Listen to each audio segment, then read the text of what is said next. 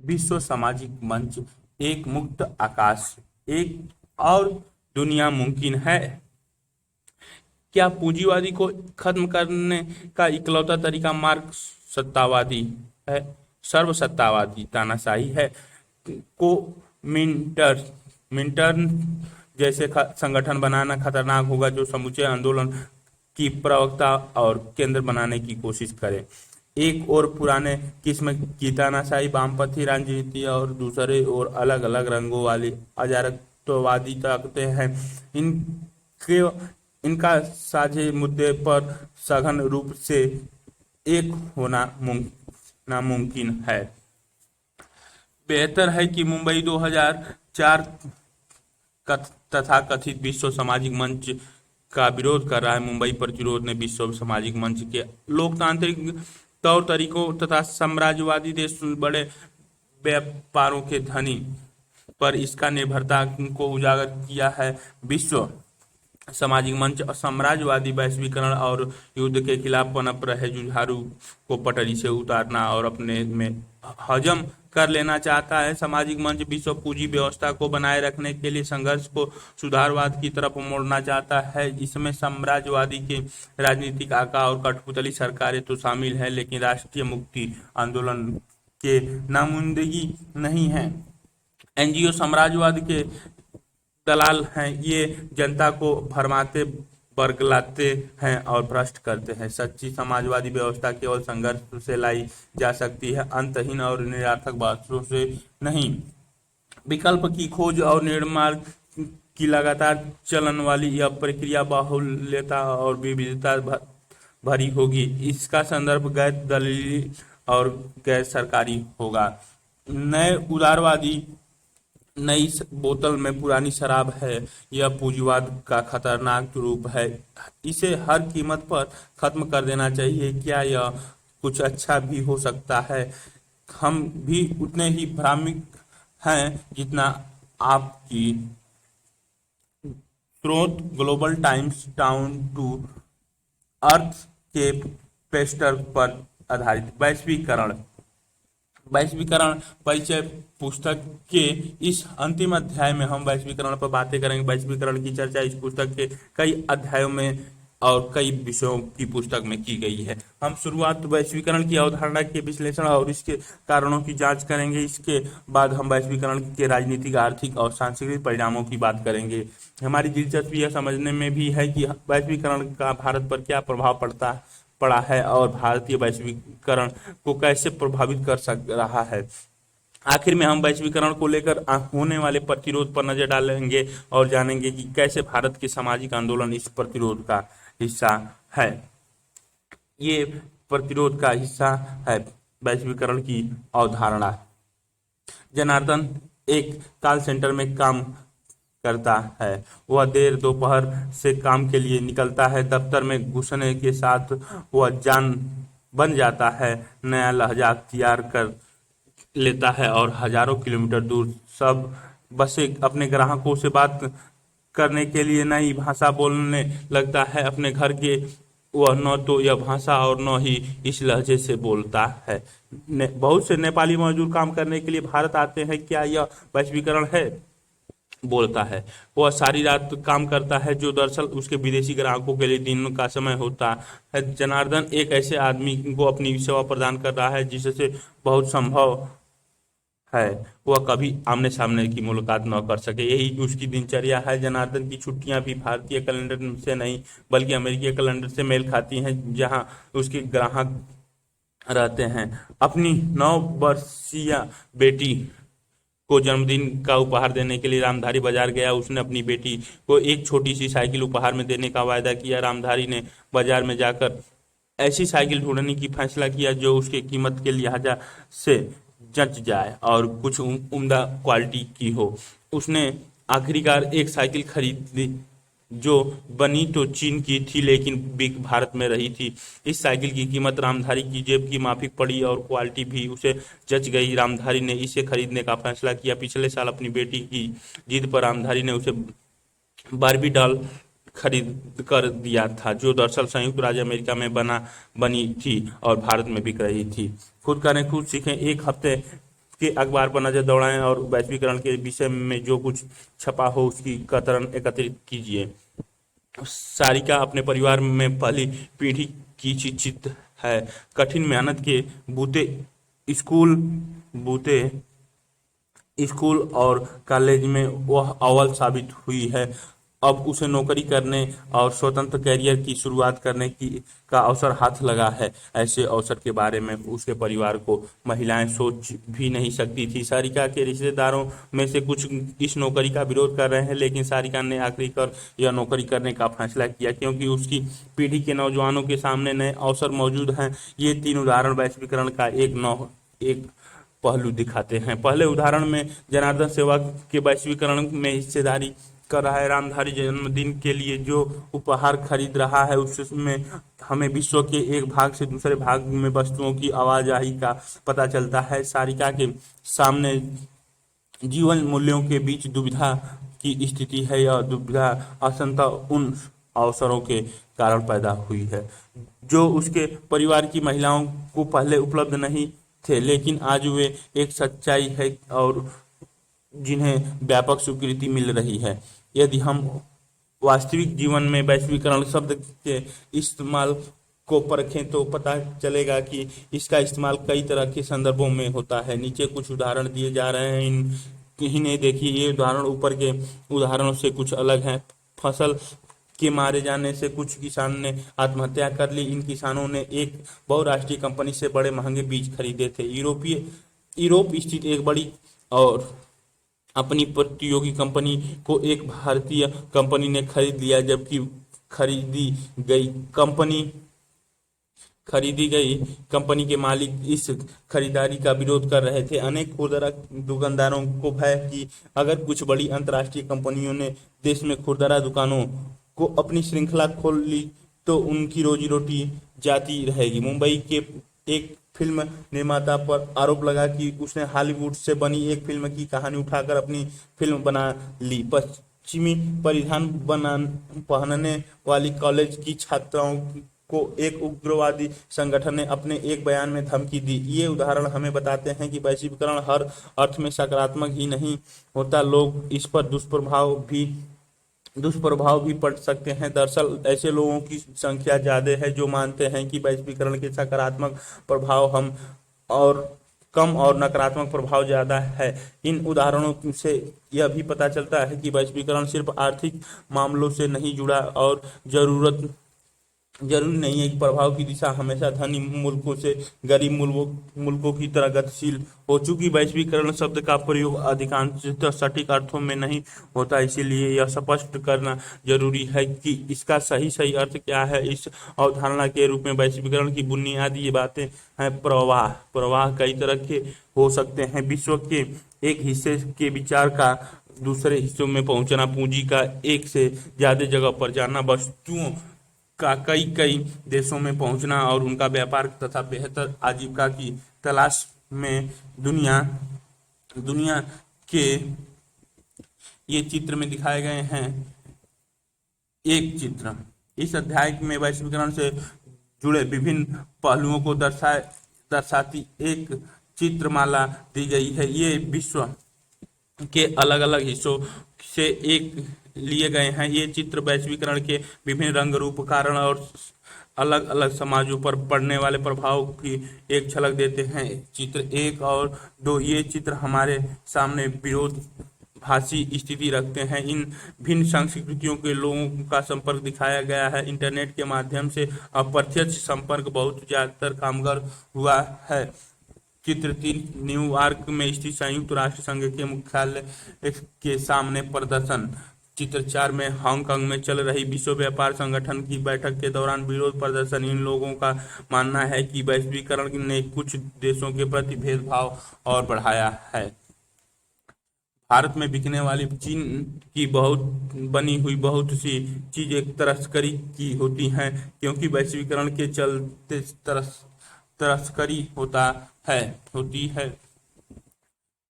क्या साम्राज्यवाद का ही नया नाम वैश्वीकरण नहीं है? हमें नए नाम की जरूरत क्यों? विभिन्न हिस्सों में लोगों की आवाजाही यहाँ सबसे जरूरी बात है कि विश्वव्यापी पारस्परिक जुड़ाव से जो ऐसे प्रवाहों को नियंत्रण से पैदा हुआ है और कायम भी है। वैश्वीकरण एक बहुआयामी अवधारणा है। इसके राजनीतिक, आर्थिक और सांस्कृतिक अवतार है और इनके बीच ठीक ठीक भेद किया जाना चाहिए। यह मान लेना गलत है कि वैश्वीकरण केवल आर्थिक परिघटना है। ठीक इसी तरह यह मान लेना भी भूल होगी कि वैश्वीकरण एकदम सांस्कृतिक परिघटना है। वैश्वीकरण का प्रभाव बड़ा विषम रहा है। यह कुछ समाजों को बाकियों की अपेक्षा और समाज के एक हिस्से को बाकी हिस्सों की अपेक्षा ज्यादा प्रभावित कर रहा है। ऐसे में जरूरी हो जाता है कि विशिष्ट संदर्भों पर पर्याप्त ध्यान दिया बिना हम वैश्वीकरण के प्रभाव के बारे में सर्वसामान्य निष्कर्ष निकालने से परहेज करें। वैश्वीकरण के कारण क्या है? वैश्वीकरण की वजह।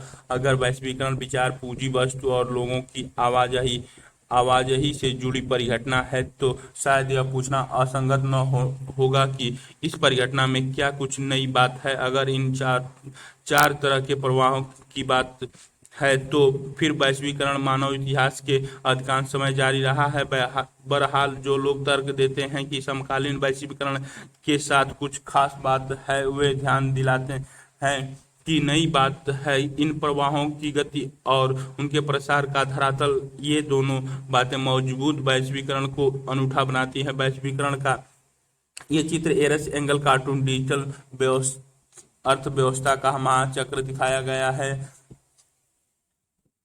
एक मजबूत ऐतिहासिक आधार है। इसीलिए जरूरी है कि हम इन प्रवाहों को इतिहास के संदर्भ में देखें। हालांकि वैश्वीकरण के लिए कोई एक कम कारक जिम्मेवार नहीं है, फिर भी प्रौद्योगिकी हम अपने आप में एक अपरिहार्य कारण साबित हुई है।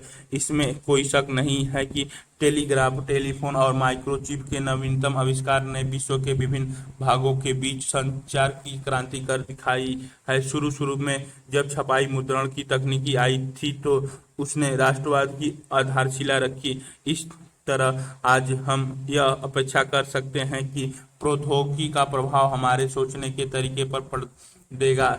हम अपने बारे में जिस ढंग से सोचते हैं और हमें सामूहिक जीवन के बारे में जिस तर्ज पर सोचते हैं, प्रौद्योगिकी का उसी पर असर पड़ेगा। विचार, पूंजी, वस्तु और लोगों की विश्व के विभिन्न भागों में आवाजाही को आसानी से प्रौद्योगिकी में हुई तरक्की के कारण संभव हुई है। इन प्रवाहों की गति में अंतर हो सकता है। उदाहरण के लिए विश्व के विभिन्न भागों के बीच पूंजी और वस्तु की आधारशिलता लोगों की आवाजाही की तुलना में ज्यादा तेज और व्यापक होगी। बहरहाल संचार साधनों की तरक्की और उनकी उपलब्धता मात्र से वैश्वीकरण अस्तित्व में आया हो ऐसी बात नहीं है। यहाँ जरूरी बात यह है कि विश्व के विभिन्न भागों के लोग अब समझ रहे हैं कि वे आपस में जुड़े हुए हैं। आज हम इस बात को लेकर सजग हैं कि विश्व के एक हिस्से में घटने वाली घटना का प्रभाव विश्व के दूसरे हिस्से में भी पड़ेगा। बर्ड फ्लू अथवा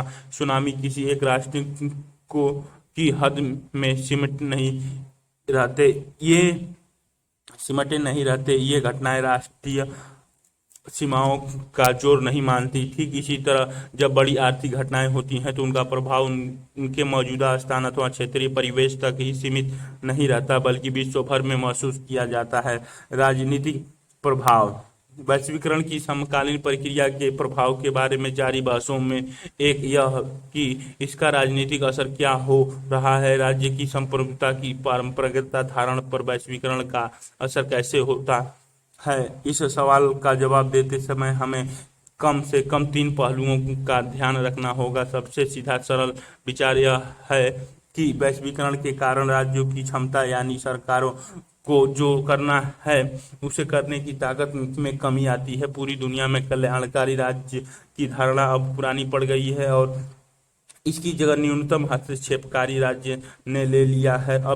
राज्य अब कुछ के मुख्य कामों तक ही अपने को सीमित रखता है, जैसे कानून और व्यवस्था को बनाए रखना तथा अपने नागरिकों की सुरक्षा करना। इस तरह के राज्य ने अपने को पहले के कई ऐसे लोक कल्याणकारी कामों से खींच लिया है जिनका लक्ष्य आर्थिक और सामाजिक कल्याण होता था। लोक कल्याणकारी राज्य की जगह अब बाजार, आर्थिक और सामाजिक प्राथमिकताओं का प्रमुख निर्धारक हैं। पूरे विश्व में बहुराष्ट्रीय निगम अपने पैर पसार चुके हैं और उनका भूमिका बढ़ रही है। इससे सरकारों के अपने दम पर फैसला करने की क्षमता में कमी आती है। इसी के साथ एक बात और भी है, वैश्वीकरण से हमेशा राज्य के ताकत में कमी। ये चित्र 5 वैश्वीकरण की प्रतीक बन चुके कुछ वस्तुएं दिखाई गई हैं। चित्र 6 में पहली दुनिया के देशों में अप्रवासी लोगों के काम करने की स्थिति की झलक देता एक चित्र है। चित्र 7 में वैश्वीकरण के दौर में बेगानेपन की स्थिति की ओर इशारा करता एक चित्र, जो व्यक्ति अपनी जैकेट से शहर साफ रखो का संदेश दे रहा है। उसे शायद ही कल्पना हो कि इस जैकेट को बनाने वाले किसी हालत में रहते हैं। चित्र 8 में जर्मनी में सांस्कृतिक कलाकारों को पारंपरिक वेशभूषा में प्रस्तुत किया जा रहा है। ये चित्र 8 हो गया। आती हो ऐसी बातें नहीं, राजनीतिक समुदाय के आधार के रूप में राज्य की प्रधानता को कई चुनौतियों से मिली है और राज्य इस अर्थ में आज भी प्रमुख है। विश्व की राजनीति में अब भी विभिन्न देशों के बीच मौजूद पुरानी ईर्ष्या और प्रतिद्वंदिता की दखल है। राज्य कानून और व्यवस्था राष्ट्रीय सुरक्षा जैसे अपने अनिवार्य कार्यों को पूरा कर रहे हैं और बहुत सोच समझकर अपने कदम उन्हीं दायरों में खींच रहे हैं जहां उनकी मर्जी हो। राज्य अभी भी महत्वपूर्ण बने हुए हैं, वस्तु कुछ मायनों में वैश्वीकरण के फलस्वरूप राज्य की ताकत में इजाफा हुआ है। अब राज्यों के हाथ में आधुनिक प्रौद्योगिकी मौजूद है। इसके बूते राज्य अपने नागरिकों के बारे में सूचनाएं जुटा सकते हैं। इस सूचना के दम पर राज्य ज्यादा कारगर ढंग से काम कर सकते हैं। उनकी क्षमता बढ़ी है, कम नहीं हुई। इस प्रकार नई प्रौद्योगिकी के परिणाम स्वरूप राज्य अब पहले से ज्यादा ताकतवर हैं। कल और आज अपना खाना जल्दी खत्म करो, चीन और भारत के भूखे लोग तुम्हारा खाना खा जाएंगे। अपना होमवर्क जल्दी पूरा करो, चीन और भारत के लोग तुम्हारी नौकरी खा जाएंगे। मिल्टी प्राइगुक केंगल्स कार्टून वैश्वीकरण के खतरे के चित्र में दिखाई गई है। आर्थिक प्रभाव। वैश्वीकरण के आर्थिक पहलू के बारे में सब कुछ भले ही नहीं जाना जा सके, लेकिन यह कहा जा सकता है कि वैश्वीकरण को लेकर जारी बहसों का बड़ा हिस्सा और इस बहस की दिशा इस पहलू से संबंधित है। इस समस्या का एक पक्ष तो यही है कि आर्थिक वैश्वीकरण को कैसे परिभाषित किया जाए। जैसे ही आर्थिक वैश्वीकरण का उल्लेख होता है, हमारा ध्यान अंतर्राष्ट्रीय मुद्रा कोष और विश्व व्यापार संगठन जैसे अंतर्राष्ट्रीय संस्थाओं तथा विश्व भर में आर्थिक नीतियों के निर्धारण से इनके द्वारा निभाई गई भूमिका पर जाता है। हालांकि वैश्वीकरण को इतने संकीर्ण नजरिए से नहीं देखा जाना चाहिए। आर्थिक वैश्वीकरण के इन अंतर्राष्ट्रीय संस्थाओं के अलावा भी कई खिलाड़ी शामिल हैं। आर्थिक वैश्वीकरण को अधिक व्यापक नज़र से समझने के लिए हमें इससे होने वाले आर्थिक फायदों के बंटवारे के अर्थ में सोचना चाहिए। यानी इस संदर्भ में किसी वैश्वीकरण से सबसे ज़्यादा फायदा हुआ और किसे सबसे कम। यह भी देखने की जरूरत है कि वैश्वीकरण के कारण किसने नुकसान उठाया। अमूमन जिस प्रक्रिया को आर्थिक वैश्वीकरण कहा जाता है, उसमें दुनिया के विभिन्न देशों के बीच आर्थिक प्रवाह तेज हो जाता है। कुछ आर्थिक प्रवाह स्वेच्छा से होते हैं, जबकि कुछ अंतर्राष्ट्रीय संस्थाओं और ताकतवर देश द्वारा जबरन लादे जाते हैं। जैसा कि हमने इस अध्याय की शुरुआत में देखा, ये प्रवाह कई किस्म के हो सकते हैं, जैसे वस्तुओं, पूंजी, जनता अथवा विचारों का प्रवाह। वैश्वीकरण के चलते पूरी दुनिया में वस्तुओं के व्यापार में इजाफा हुआ है। अलग अलग देश अपने यहाँ होने वाले आयात पर प्रतिबंध लगाते हैं, लेकिन अब ये प्रतिबंध कम हो गए हैं। ठीक इसी तरह दुनिया भर में पूंजी की आवाजाही पर अब कहीं कम प्रतिबंध है।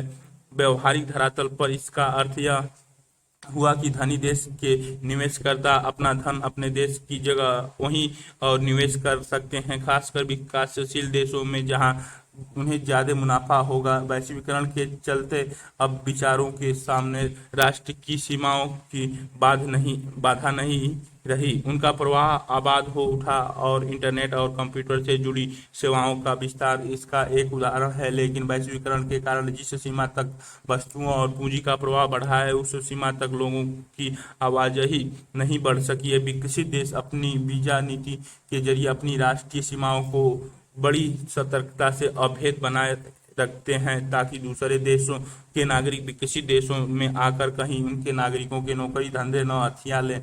वैश्वीकरण के परिणामों पर सोचते हुए हमें इस बात का ध्यान रखना चाहिए कि हर जगह एक समान नीति अपना लेने का मतलब यह नहीं होता कि हर जगह परिणाम भी समान होंगे। वैश्वीकरण के कारण दुनिया के अलग अलग हिस्सों में सरकारें ने एक साथ आर्थिक नीतियों को अपनाया है, लेकिन विश्व के विभिन्न भागों में इसके परिणाम बहुत अलग अलग हुए हैं। यहाँ भी हमें सर्वसामान्य निष्कर्ष निकालने के बजाय संदर्भ विशेष पर ध्यान देना होगा। आर्थिक वैश्वीकरण के कारण पूरे विश्व में जनमत बड़ी गहराई से बढ़ गया है। आर्थिक वैश्वीकरण के कारण सरकारें कुछ चित्र 9 और 10 में दुनिया के विभिन्न हिस्सों में बनी हुई चीजें पहली दुनिया के बाजारों में भी बिकती है। पहले दो चित्र बांग्लादेश और बल्गारिया में बनी चीजें को दर्शाते हैं। चित्र 11 और 12 में वैश्वीकरण के विरोध में आयोजित विभिन्न सांस्कृतिक और राजनीतिक आयोजन मेड इन बांग्लादेश, और इसमें मेड इन दिख नहीं रहा है, मेड इन, और ये चित्र में आर्थिक और ये सांस्कृतिक माहौल दिखाया गया है। जिम्मेदारियां अपने हाथों में खींच रही हैं और इससे सामाजिक न्याय से सरोकार रखने वाले लोग चिंतित हैं। इनका कहना है कि आर्थिक वैश्वीकरण से आबादी का एक बड़े छोटे तबके को फायदा होगा, जबकि नौकरी और जन कल्याण, शिक्षा, स्वास्थ्य, साफ सफाई की सुविधा आदि के लिए सरकार पर आश्रित होने वाले लोग बदहाल हो जाएंगे। सामाजिक न्याय के पक्षधर इस बात पर जोर देते हैं कि कुछ संस्थानिक उपायों किए जाने चाहिए, या कहे कि सामाजिक सुरक्षा कवच तैयार किए जाना चाहिए, ताकि जो लोग आर्थिक रूप से कमजोर हैं उन पर वैश्वीकरण के दुष्प्रभावों को कम किया जा सके। दुनिया के अनेक आंदोलन की मान्यता है कि सामाजिक सुरक्षा कवच की बात अव्यवहारिक है और इतना भर उपाय पर्याप्त नहीं होगा। ऐसे आंदोलन ने बलपूर्वक किए जा रहे वैश्वीकरण को रोकने की आवाज लगाई है, क्योंकि इसमें गरीब देशों के आर्थिक रूप से बर्बाद की कगार पर पहुंच जाएंगे। खास कर इन देशों के गरीब लोग एकदम बदहाल हो जाएंगे। कुछ अर्थशास्त्री ने आर्थिक वैश्वीकरण को विश्व का पुनः उपनिवेशीकरण कहा है। खुद करें खुद सीखें। आप या आपका परिवार बहुराष्ट्रीय कंपनी के जिन उत्पादों का इस्तेमाल करता है उसकी एक सूची तैयार करें। आर्थिक वैश्वीकरण की प्रक्रियाओं के समर्थक का तर्क है कि इसमें वृद्धि बढ़ती है और खुलेपन के कारण ज्यादा से ज्यादा आबादी की खुशहाली बढ़ती है। व्यापार की बढ़ती से हर देश को अपने बेहतर कर दिखाने का मौका मिलता है। इससे पूरी दुनिया को फायदे होगा। इन लोगों का कहना है कि आर्थिक वैश्वीकरण अपरिहार्य है और इतिहास की धार को अवरुद्ध करना कोई बुद्धिमानी नहीं है। वैश्वीकरण के मध्य मार्गी समर्थकों का कहना है कि वैश्वीकरण ने चुनौतियां पेश की। जब हम सामाजिक सुरक्षा कवच की बात करते हैं तो इसका सीधा साधा मतलब होता है कि कुछ लोग तो वैश्वीकरण के चलते बदहाल होंगे ही, तभी तो सामाजिक सुरक्षा कवच की बात की जाती है न पेश की है। और जग सचेत होकर पूरी दुनिया में बुद्धिमत्ता का इसका सामना किया जाना चाहिए। बहरहाल इस बात से इनकार नहीं किया जा सकता कि पारस्परिक निर्भरता की रफ्तार अब तेज हो चली है। वैश्वीकरण के फलस्वरूप विश्व के विभिन्न भागों में सरकार, व्यवसाय तथा लोगों के बीच जुड़ाव बढ़ रहा है। सांस्कृतिक प्रभाव वैश्वीकरण के परिणाम सिर्फ आर्थिक और राजनीतिक दायरों में ही नहीं नजर आते हैं। हम घर में बैठे हो तभी इसकी चपेट में होते हैं। हम जो कुछ खाते पीते, पहनते हैं अथवा सोचते हैं, सब पर उसका असर नजर आता है। हम जिस बातों को अपनी पसंद करते हैं, वे बातें भी वैश्वीकरण के असर में तय होती हैं। वैश्वीकरण के सांस्कृतिक प्रभाव को देखते हुए इस भय को बल मिला है कि यह प्रक्रिया विश्व की संस्कृति को खतरा पहुंचाएगी। वैश्वीकरण से यह होता है कि क्योंकि वैश्वीकरण सांस्कृतिक समरूपता ले आता है। ये चित्र में युद्ध कोक और कोक एंडी सिंगर्स केंगल्स कार्टून नए बाजार पर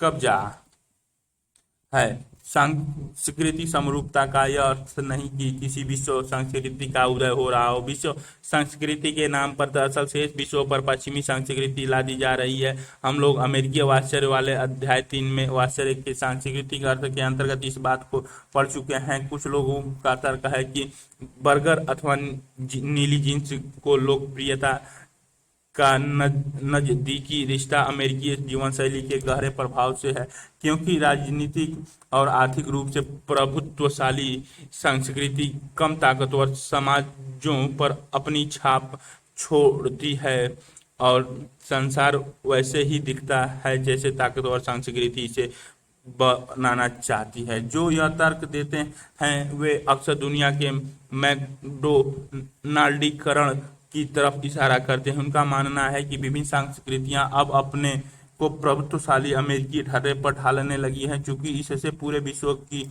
समृद्धि सांस्कृतिक धरोहर धीरे धीरे खत्म होती है। इसीलिए यह केवल गरीब देशों के लिए ही नहीं बल्कि समूचे मानवता के लिए खतरनाक है। इसके साथ साथ यह मान लेना एक भूल है कि वैश्वीकरण के सांस्कृतिक प्रभाव सिर्फ नकारात्मक है। संस्कृति कोई जड़ वस्तु नहीं होती। हर संस्कृति हर समय बाहरी प्रभावों को स्वीकार करते रहती है। कुछ बाहरी प्रभाव नकारात्मक होते हैं क्योंकि इससे हमारी पसंदों में कमी आती है। कभी कभी बाहरी प्रभावों से हमारी पसंद नापसंद का दायरा बढ़ता है, तो कभी इनसे परंपरागत सांस्कृतिक मूलों ये चित्र 13 में दिखाया गया है। हमें पश्चिमी संस्कृति से क्यों डरते हैं? हम पश्चिमी संस्कृति क्यों डरते हैं?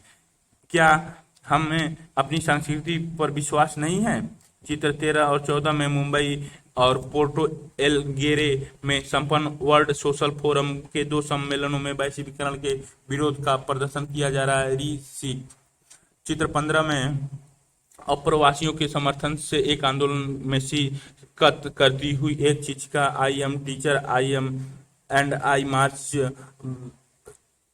No child in villagers.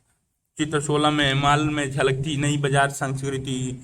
चित्र 16 में नई बाजार संस्कृति। आप खुद करें कुछ अपनी भाषा की सभी जानी पहचानी बोलियों की सूची बनाएं। अपने दादा की पीढ़ियों के लोगों से इस बारे में सलाह लीजिए कितने लोग आज इन बोलियों को बोलते हैं को छोड़े बिना संस्कृति का परिष्कार होता है। बर्गर मसाला डोसा का विकल्प नहीं है, इसीलिए बर्गर से वस्तु कोई खतरा नहीं है। इससे हुआ मात्र इतना है कि हमारे भोजन की पसंद में एक चीज और शामिल हो गई है। दूसरी तरफ नीली जींस भी हथकरघा पर बुने खादी के कुर्ते के साथ खूब चलती है।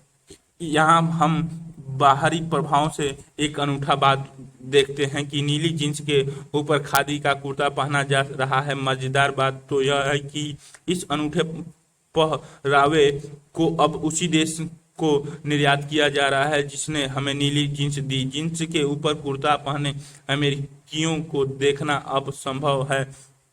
यह बात तो सही है कि कभी कभी मुझे नए गीत अच्छे लगते हैं। क्या हम सबको थोड़ा नृत्य करना अच्छा नहीं लगता? भले ही बजाई जा रही धुन पर पश्चिमी संगीत का असर हो।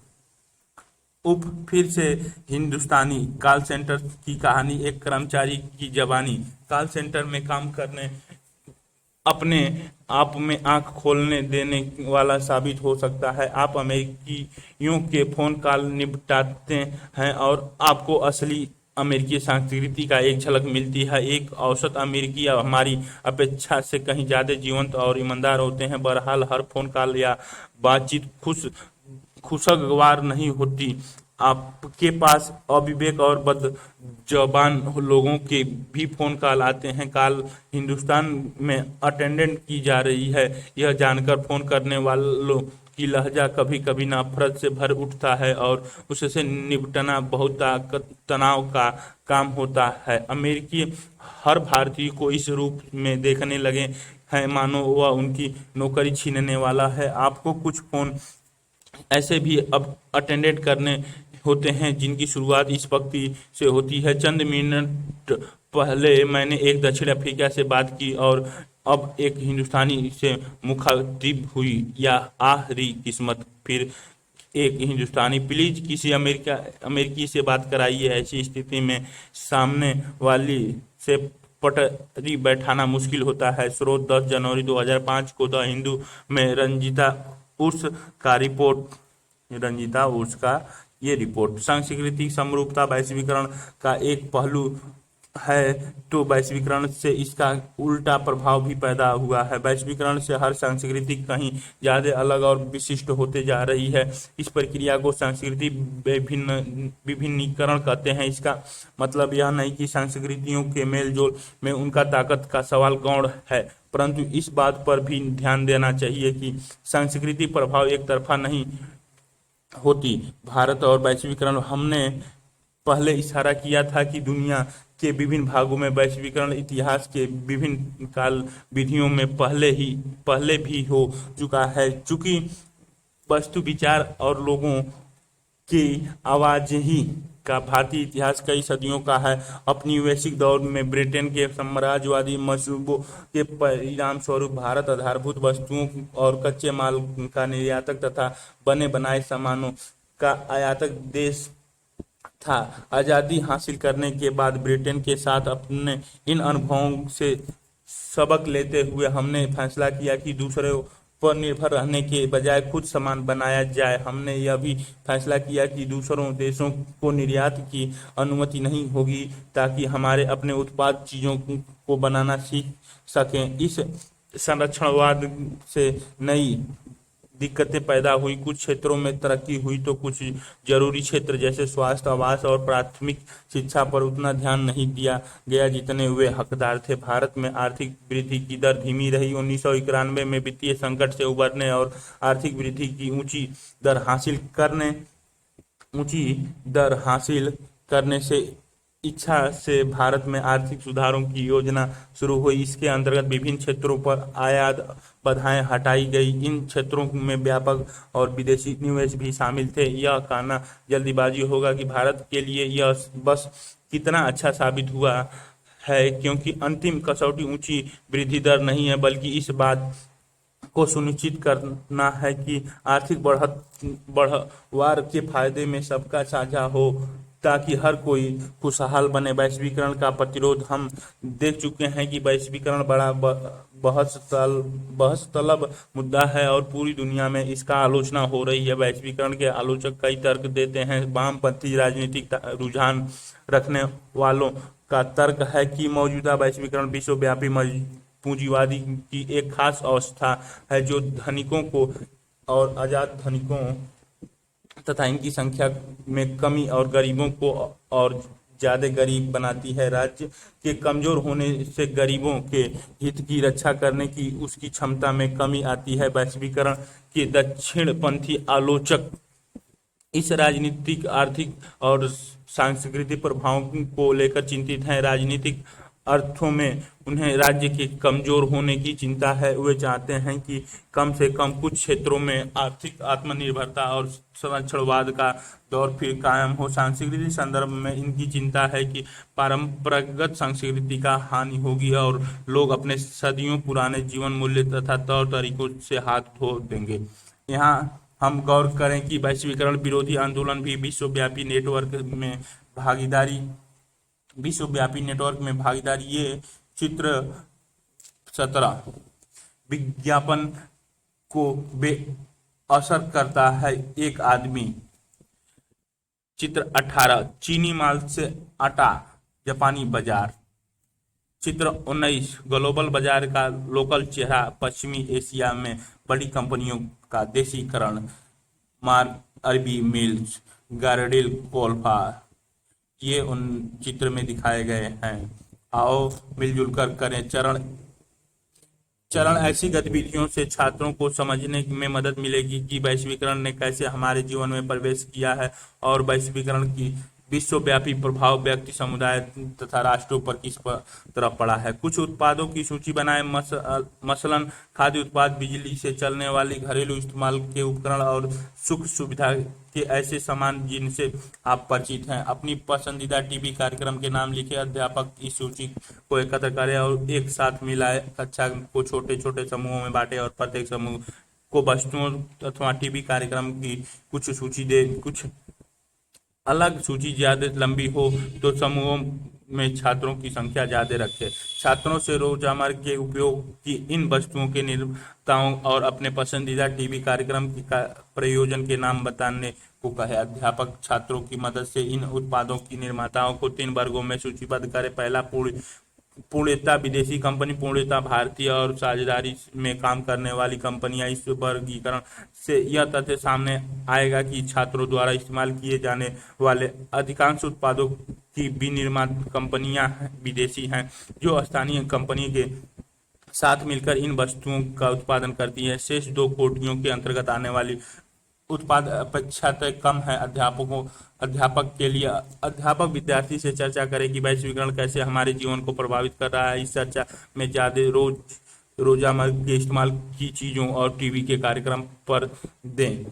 छात्रों को किन्हीं 4 भारतीय कंपनी के बारे में बताएं जो विभिन्न उद्योगों में विदेशी कंपनी के साथ साझेदारी कर रही है और जिनके ठिकाने दूसरे देशों में भी हैं। छात्रों का ध्यान वैश्वीकरण के दूसरे पहलू पर भी खींचें। विभिन्न विदेशी वस्तुओं का इस्तेमाल जैसे जैसे बढ़ा है, वैसे वैसे हमारे छोटे स्वदेशी उद्योगों के ग्राहक कम हुए हैं और ये उद्योग बंद हो रहे हैं। इस गतिविधि का समापन वैश्वीकरण को लेकर जारी बहसों से छात्र का परिचय करा कर हो सकता है। खासतौर से विद्यार्थियों को यह बताएं कि विकासशील और अविकसित देशों के वैश्वीकरण के प्रभाव को लेकर क्या बातें कही जा रही हैं। विश्व व्यापार संगठन से जुड़े समझौतों पर हस्ताक्षर होने के बाद दुनिया भर में इसके विरुद्ध धारणा और विरोध प्रदर्शन हुए। छात्रों को इनकी जानकारी